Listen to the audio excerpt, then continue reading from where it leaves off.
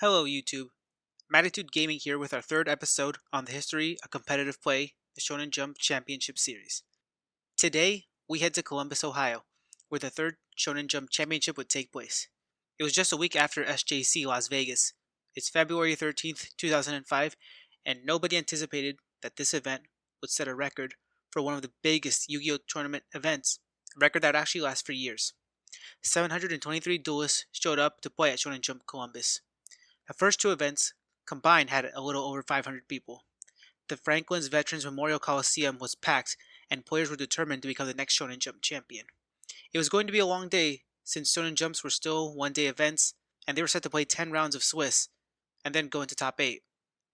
Just a week earlier, Wilson Luke had captured the title with his Warrior Chaos deck variant.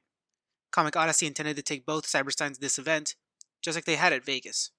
Juan Cardenas and Tarasek Punsabet, also known as T, played each other in the finals of the side event playoffs to secure the team's first Cyberstein of the day. At the end of 10 rounds, Patrick Smith, Ross Nappy, Dwayne Nunez, Brian St. Clair, Wilson Luke, Vincent Tundo, Gustavo Reyes, and Roy St. Clair were left to play it out and try to win that Cyberstein. Patrick Smith was undefeated and did not lose a single match in the 10 rounds of Swiss and was the number 1 seed heading into top 8. Regardless, Wilson Luke was the favorite to win the tournament. In top 8, Patrick Smith and Wilson Luke managed to take down both Roy and Brian St. Clair. Gustavo Reyes just barely beat out Ross Nappy, and Dwayne Nunez made it through Vincent Tundo to secure a spot in the semifinals. Top 4 was set, and Patrick Smith had to face off against Wilson Luke in a Warrior Chaos mirror match. On the other side of the bracket, Dwayne Nunez and his Earth deck would face off against Gustavo Reyes and his teched out Chaos deck that was featuring the Creator.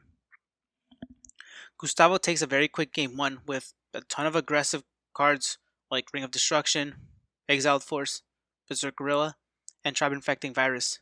Dwayne Nunez made it through game 2 with Magical Scientist to summon Ryu Senshi and Ojama King to just steal the game.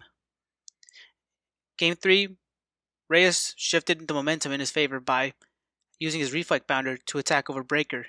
Nunez was forced to play defensively, and Reyes summoned Enraged Battle Ox to punish him for that.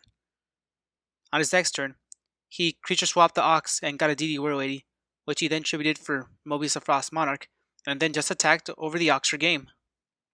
Smith and Wilson Luke had one of the most anticipated matches of the entire tournament. It was a crazy game 1 because both players were able to use Mirage of Nightmare. Wilson Luke slowed the game down by using Swords of Revealing Light, but Smith drew Breaker the Magical Warrior to destroy the swords and steal game 1. Wilson Luke was actually in a bad position game 2, and it looked like it was going to be a 2-0 sweep for Smith. However, Smith got greedy.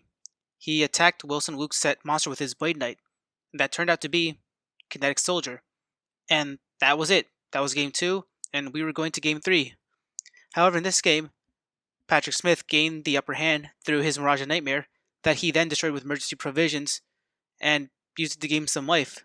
Luke had scapegoats to hold off Smith, but Smith just continued his aggression and continued to attack with his onslaught of monsters. Eventually, it was his Kinetic Soldier and DD Warrior Lady that sealed the game for him. And just like that, Wilson Luke, the favorite to win the tournament, was out of it. That just left Patrick Smith and Gustavo Reyes. Patrick Smith was playing a very teched out deck. He was playing Chaos, but he was using Metamorphosis, something that was uncommon at the time, because he was intending to abuse Thousand Eyes Restrict, which would later become very important in Go Control format. He was also playing 3 Sakaretsu armors and 3 enemy controllers.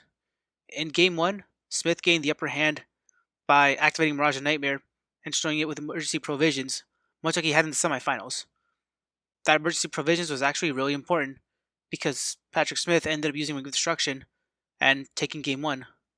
Second game ended very quickly with aggressive plays from Smith with his Tribe Infecting Virus and Breaker the Magical Warrior. Reyes was unable to overcome this, and that was it. Patrick Smith was the first person to ever go undefeated in the tournament and take it all. He went 10-0 in Swiss and then made it all the way to top 8, taking down Wilson Luke, the favorite of the tournament, and then beating Gustavo Reyes to take it.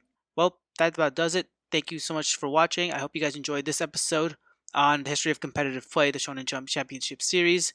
Please subscribe and follow us on social media. We hope you're enjoying our videos. We'll continue our coverage on all these Shonen Jumps, and yeah, keep watching us. We really appreciate it. Thanks for watching, and that's the T from Magnitude.